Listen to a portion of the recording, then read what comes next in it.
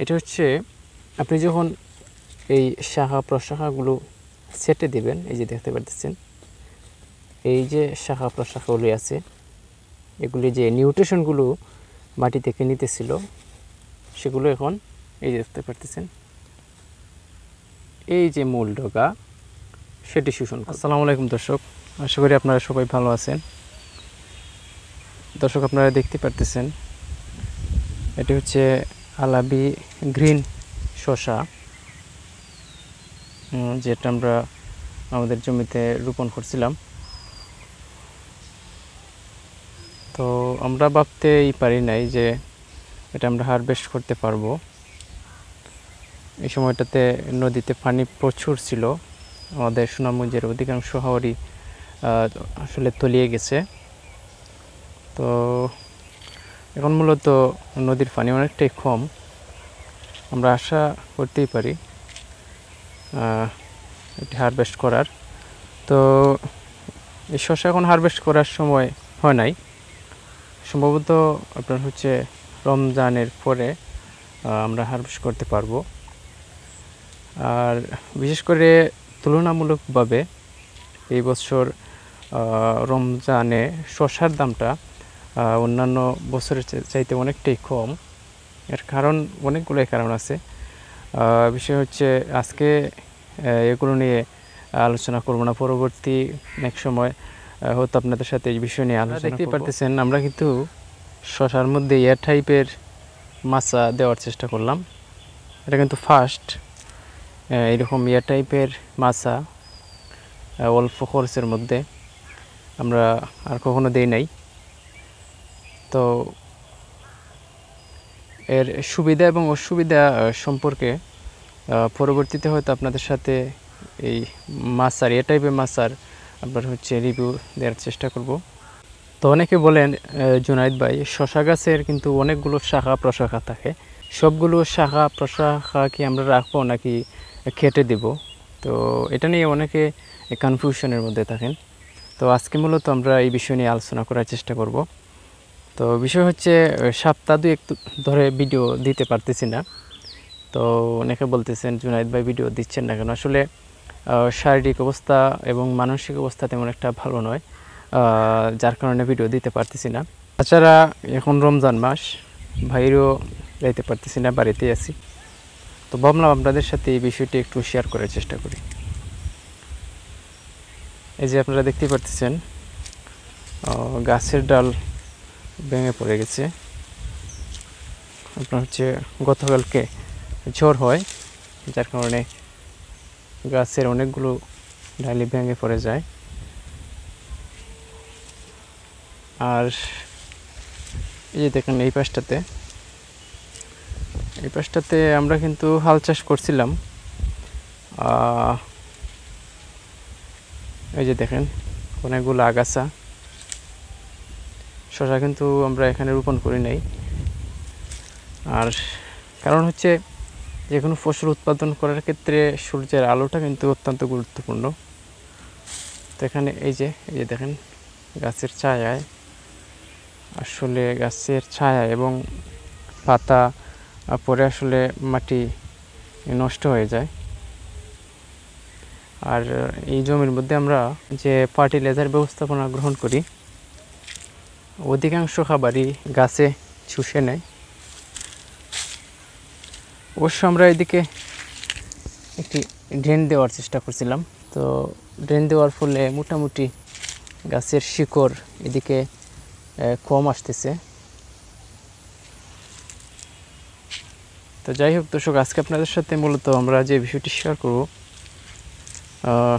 সেটি নিয়ে আলোচনা করার চেষ্টা করি।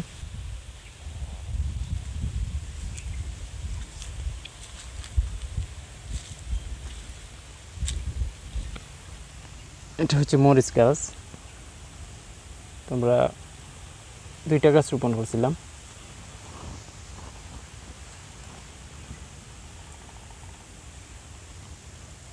দুইটার মধ্যে একটা গাছ আছে, একটা গাছ মারা যায়।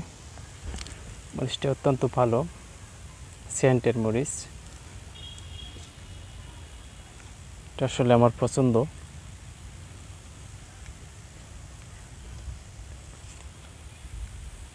প্রতি বছরই আমি 2-4-5টা গাছ লাগাই। এই যে দেখেন শশা গাছের কিন্তু অনেকগুলো শাখা প্রশাখা থাকে। তো অনেকে বলেন যে এগুলো কি ভেঙে দেব নাকি এরকমই রেখে দেব। তো বিষয় হচ্ছে কিছু কিছু ক্ষেত্রে এই যে শাখা প্রশাখাগুলি আছে সেগুলো আপনার হচ্ছে ভেঙে দেওয়াই উত্তম।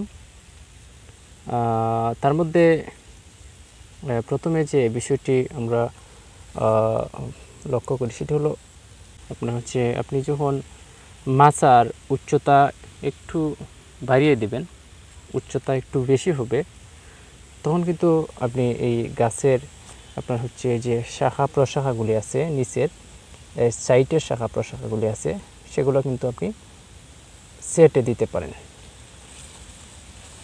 এই যে দেখতে পাচ্ছেন, এই যে দেখতে পাচ্ছেন।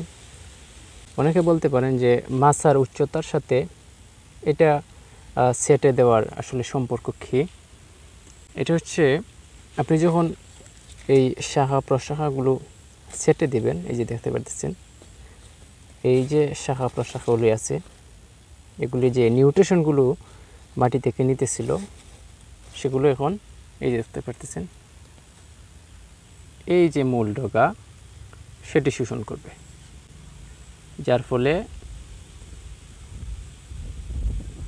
এই যে ডগাটা এই ডগার গ্রোথটা অনেকটা বেশি হবে। এবং এই যে দেখতে পাচ্ছেন প্রত্যেকটা আপনার হচ্ছে পাতার নিচে একটি করে শশার ফুল বা শশার কই আসছে, আপনারা দেখতেই পাচ্ছেন। তো আমরা আশা করতেছি প্রত্যেকটা শশা এখান থেকে আমরা হারভেস্ট করতে পারবো। অনেক সময় দেখা যায় যে শশার আপনার হচ্ছে এই যে কই আসে বা ফল আসে অনেক সময় ঝরে যায়। তো শশা ঝরার কারণ অলরেডি আমরা একটি ভিডিওতে শেয়ার করছি যে কী কী কারণে শশার আপনার হচ্ছে ফল ঝরে। ডেসক্রিপশনে আমরা সেই ভিডিওর লিঙ্ক দিয়ে দেবো, চাইলে আপনারা সেটি দেখে আসতে পারেন। আর এগুলো সেটে দেওয়ার ফলে আপনার হচ্ছে গাছটা খুব সহজেই আপনার হচ্ছে বেড়ে উঠতে পারবে এবং আলো বাতাস পর্যাপ্ত পাবে। আরও একটি কারণ হলো আপনি যখন গাছের দূরত্ব ঘন দিবেন, অর্থাৎ গাছের দূরত্ব কম হবে। অনেকে আছেন 1 ফিট বা 1 ফিট গাছ রোপণ করে ফেলেন, এতে করে গাছ জুফরি বেঁধে নেয়, অতিরিক্ত গাছ হয়ে যায়, যার ফলে ফসলের বেলায় আপনি আপনার কাঙ্ক্ষিত ফসল আপনি পান না। তো এক্ষেত্রে আপনি শশার আপনার হচ্ছে কিছু শাখা প্রশাখা নিচ থেকে চাইলে আপনারা সেটে দিতে পারেন। এই যে দেখেন আমরা নিচ থেকে 2 থেকে 3টি শাখা সেটে দিলাম, আপনারা দেখতে পাচ্ছেন।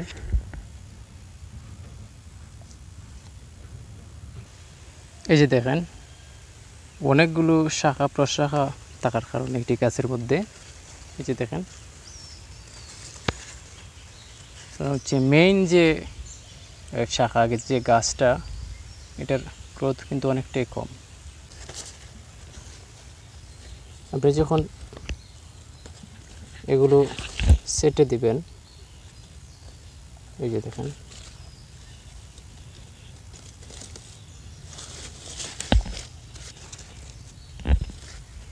বেশি দেওয়ার প্রয়োজন নাই। এই যে দেখেন আমরা 3টে কাটলাম, এই যে ওই পাশটাতে একটা, এই যে একটা, এই যে একটা, এটা আমরা মাছার মধ্যে তুলে দেওয়ার চেষ্টা করব। এক্সট্রা যে শাখাগুলি আছে এগুলি অনেক সময় মাটির অনেক নিউট্রিশনগুলো টেনে নেয়, যার ফলে মেইন গাছের মধ্যে যে ফল আসে সেটির মধ্যে খাদ্যের ঘাটতি পড়ে, যার ফলে অধিকাংশ শস্যই পচে যায়। সো দর্শক, মাছা অনেকে বলেন যে কতটুকু দিবেন, মাছার উচ্চতা কতটুকু দিবেন।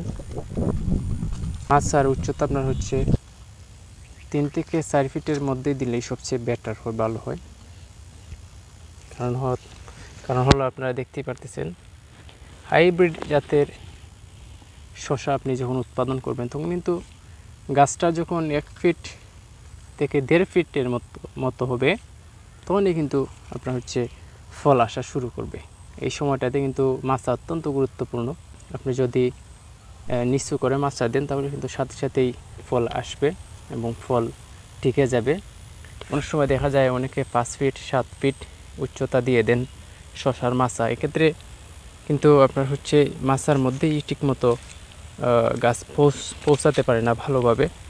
মাচা অনেক সময় ফাঁকা থাকে, যার ফলে আমরা আপনাদেরকে সাজেস্ট করবো এটাই 3 থেকে 4 ফিটের মধ্যে আপনার সেটা মাচা ব্যবস্থাপনা গ্রহণ করতে পারেন। এবং দ্বিতীয়ত, গাছ যদি অতিরিক্ত মাত্রায় হয়ে যায় বা গাছের ঘনত্ব যদি বেশি হয়, চাইলে আপনারা কিছু শাখা প্রশাখাগুলো ভেঙে বা সেটে দিতে পারেন।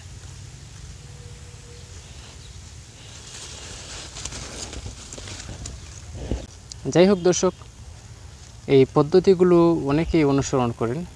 লাভি গ্রিন শসা আমরা চাষ করি নাই, তো এর ফলন কেমন হয় এবং এই গাছের লাস্টিং কেমন হয় সেটি নিয়ে পরবর্তীতে আমরা আপনাদের সাথে রিভিউ দেওয়ার চেষ্টা করব বা জানানোর চেষ্টা করব। যাই হোক দর্শক, চাইলে আপনারা এই পদ্ধতিগুলো অনুসরণ করে দেখতে পারেন।